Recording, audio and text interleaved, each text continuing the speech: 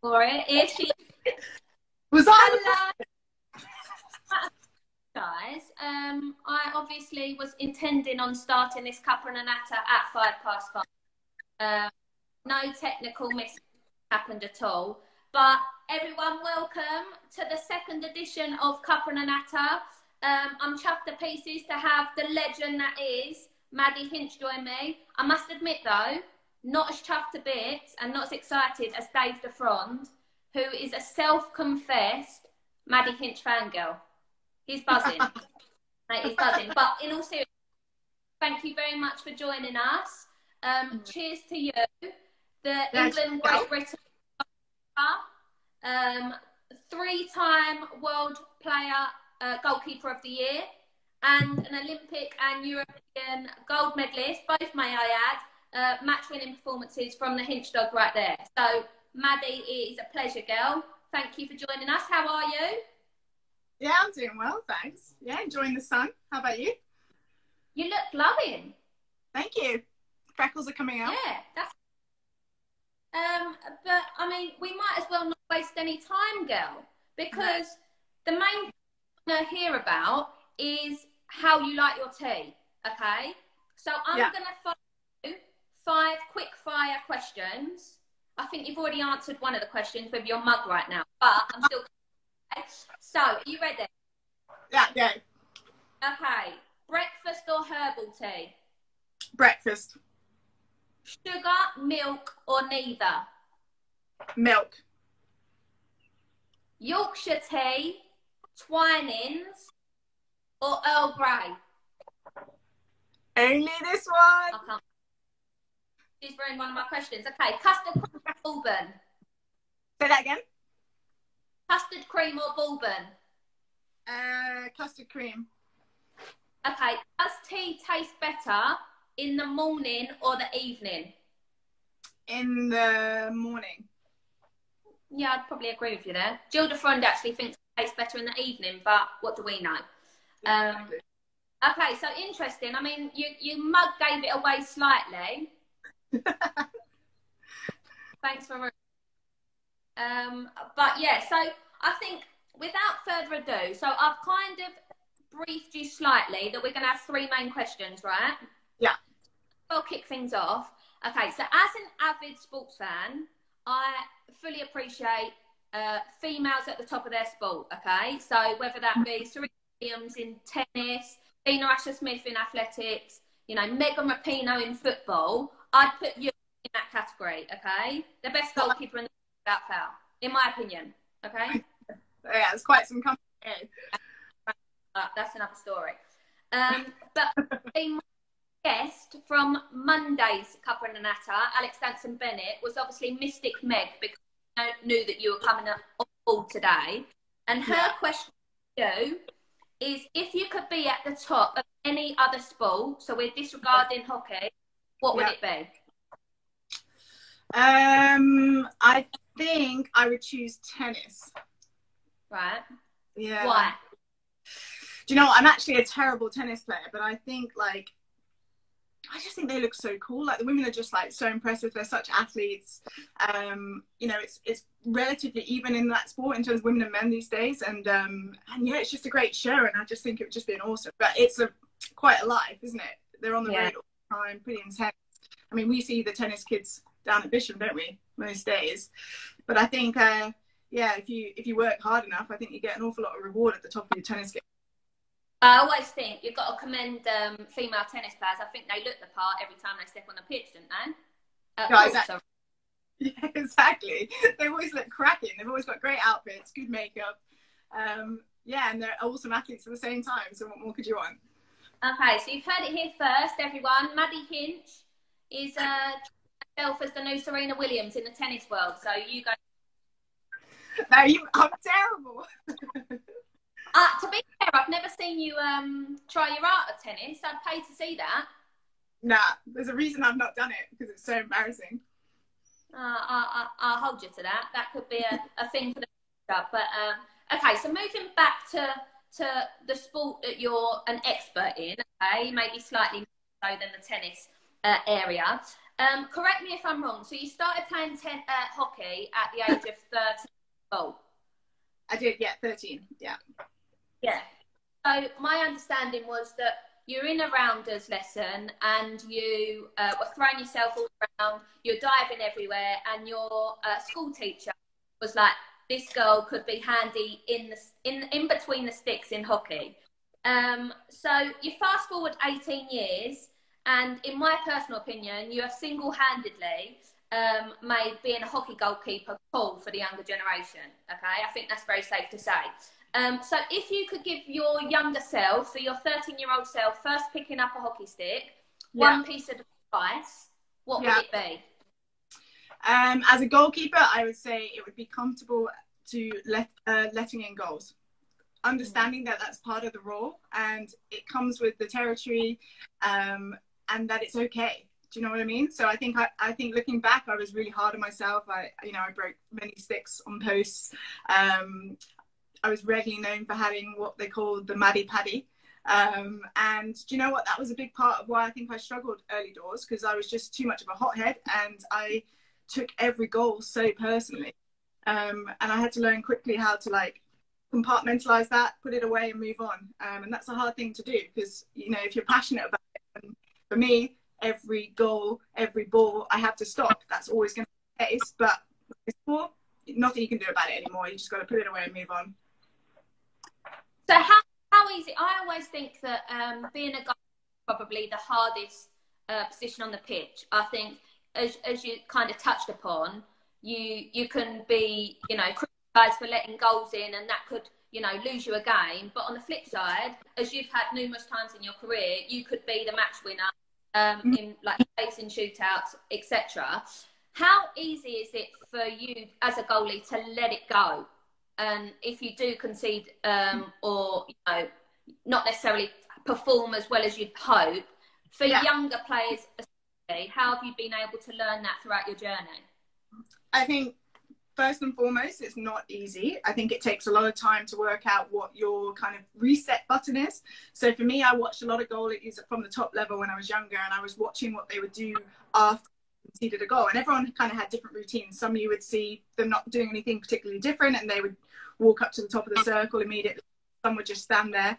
And I noticed one keeper, his name was James Fair. He was one of the senior men's goalkeepers. Every time he conceded a goal, he went behind the goal, got his bottle, had a drink. And I spoke to him about that and asked him a bit more about it and why he was doing that. And he said he wanted to have a drink. And then when he stepped back over the baseline and threw the bottle away, that was him throwing away the goal, stepping over the line and resetting. So I basically stole his routine and was like, I'm going to give that a go and see if that works for me. And I've ever since. And do you know what? Sometimes I still step over that line and I'm still probably having a bit of a go at myself, but I reflect back to why I've done that and then I can quickly move on, and it's definitely helped.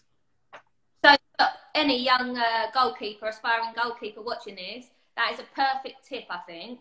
And something simple, anyone can do it. But you kind of mention a water bottle, okay? And this kind of goes on nicely to my third question. Okay. So 19th of August 2016, okay? It was a big date for our sport. I'd say game-changing, okay, for the future of our sport. But also that day, your water bottle, Maddie Hinch, went viral. Everyone, okay? So the instructions on your water bottle: relax, hands up, chin out, okay? Your water bottle went viral. Since then, football goalkeepers such as Tim Krul, Jordan Pickford have all used your tactic in their own shootouts, okay? Now, a bit of a bold question for you, but how much do you think the instructions written on your water bottle helped you perform so well in that penalty shootout in the Olympic final? Do you know what? Actually, the notes on my bottle were for the game. So a lot of people always think that the bottle was related to the shootouts. Don't get me wrong, it's part of it. Those three things for me were what I wanted to maintain throughout the entire match, and a shootout is just part of the game. So they were my three go-tos, and then I obviously had my notebook for my actual plan of attack for the shootout itself. So I 100% feel it was part of helping me do what I did that day, and it just keeps me grounded. And I enjoyed that game. I looked forward to every save. I looked forward to every moment. I remember every moment. And yeah, I didn't know that the bottle had gone viral, if I'm honest. I actually left it there in the changing room, and then 6 months later it was delivered back to Bisham Abbey. How crazy is that? Because I was like, oh my god, I should have kept it, what am I doing? But I didn't know, like none of us had a clue that anyone watched it, let alone just short of 10 million people. So yeah, I've got my precious bottle, it's still here, and I still do that today. I still write some keynotes on my bottle. And yeah, I think a lot of us as athletes have those little things to remind us to settle, because you've got to stay in the zone, and there's a lot of distractions out there. Yeah, well, of course you do. I think, you know, from my personal perspective, I don't think I would have been as honest as that person who found it in the changing room and sent it back to me. That would have been worth a lot of money. I could have, you know, put down the black market. Like you using your bottle, as you said, it's something that you maybe had throughout the game, throughout the tournament, and it kind of highlights all of the little details and the homework that you have to do before these big occasions. You know, the Olympic final is the pinnacle of our sport. And did you kind of enter the game thinking all the hard work here is done? Little things like my water bottle, you know, it's a routine that I've kept throughout the tournament, will help me. And obviously you being able to, you know, remember it so clearly, surely that means that you enjoyed it and embraced every minute of it. Yeah, I think going into that game, I remember being in the tunnel, and I think this was a feeling shared by everyone in that day, that we just felt incredibly ready. And I think as athletes, if you can honestly say that you've done everything you feel you could do to get to that point, to be as ready as you feel you could be, then of course you're nervous. That's natural. That's actually important. But you don't fear anything. And I think that's the difference. I didn't fear it. I didn't fear the occasion. I was excited to play. And that I put down to the fact that I just felt like I could not have been any more ready. And you know what? If it had gone terribly, I wouldn't have had no regrets. And I think that's the difference. So yeah, I'm always trying to do my homework. I remember thinking to myself, actually, like a year out from the games, could you imagine if we were in the Olympic final, went to a shootout, and I hadn't done my homework? Like, could you imagine? Then we lose the shootout. I'd have to live with that. So I was like, I'm not taking that chance. And yeah, I was super ready, and we just happened to be playing a team that we knew an awful lot about. So that helped too. I think I speak on behalf of the whole nation when I say, thank God that you did your homework, girl, because you were in that game, and gee whiz, you have changed the future of our sport for a very long time. So cheers to you. Olympic story. So moving swiftly on, I've got a few from social media for you. Right, let's go. Maddie Hinch, you pretty much broke my internet receiving all of these questions from all the lovely people that wanted to dig further into your background. But number one, number one from David on Instagram. Why do you never make tea for your housemates? Does his surname begin with an A? It could do, but that would I think that's a bit of privacy breaking from my point of view, so I won't be able to give you his surname. Well, David, the truth of the matter is I'm too busy cleaning the house from all their mess to make tea. Interesting. I feel like she's got her work cut out living with all of those guys. So, okay. So, back to David. I think that answers his question. Okay, so a question from Hannah on Instagram. What is your worst fear? Well, that's a deep question. I think it's the idea of being unhappy. I think, consistently unhappy. I think being happy in life is incredibly important. I don't think it's that easy to achieve. I think life constantly throws challenges at you, and I think the idea of being unhappy for a long time is probably what I fear most. And yeah, that probably is quite a deep answer, but it's the truth. And I work very hard every day to do things that make me feel happy, and to avoid things that don't. And in that self is a challenge. I think most people in life have to learn how to say no to things and what to say yes to. And I think you only learn that when you get things wrong. So yeah, focusing on having a kind of happy and healthy life going forward. Good on you. And I know two other things that make people happy. It's a cup of tea and a natter, right? Yeah. What biscuits have you got going there? I'm not going to lie. I've got biscuits today. Hey, I'm like Far in. What biscuits have you got? There's only one option with a cup of tea. I'm sorry. That's really controversial. What? Why? No. More of a digestive chocolate, preferably, kind of girl. Nah, we'll agree to disagree on that one. But noted. I will note your feedback, and I will definitely be having my biscuits on my next cup and a natter on Monday. But back to major questions. Gemma on Instagram. Gemma actually used to play, or still plays, for one of my old clubs, Havering Hockey Club. So hello to everyone at Havering Hockey Club.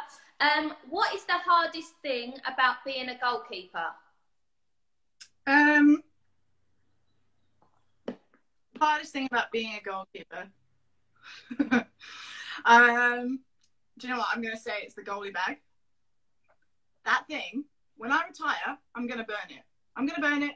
It's so big and chunky. It stinks. I have to drag it everywhere. People constantly say to me, have you got a body in there? It's like, good joke. No, I haven't. So yeah, the goalie bag, that's the worst part. To be fair, I always feel quite sorry for you guys. When we're travelling and everyone else has like their wheelie suitcases, which is bad enough. You guys, wheelie suitcase, big, huge goalie bags, so both blooming hands full. Yeah. I get it. Yeah. No one wants to room with us. I get it. No. So, and yeah. When it rains, I can imagine that's a bit of a tricky situation. So heavy. Have to dry it all before our next session, which can be a matter of hours away. You know, I have to have I actually am very fortunate that I can get a hold of a second set of kit. So I do have a second set of kit for those exact scenarios, but I had many days where I didn't, and you just have to put all that wet stuff straight back. And it's just does not inspire you to go stop balls. I mean, I think you're nut jobs it anyway, being goalkeepers, in my opinion. You've got to have a screw loose, putting yourself in the middle of a goal with balls being pelted at you. But I can imagine the whole kit situation is a bit of an annoying situation. So I hope that answers your question. And Barry on Instagram. If you hadn't played in goal, what other hockey position would you have played in? Do you know what? I think I would have liked to have scored goals.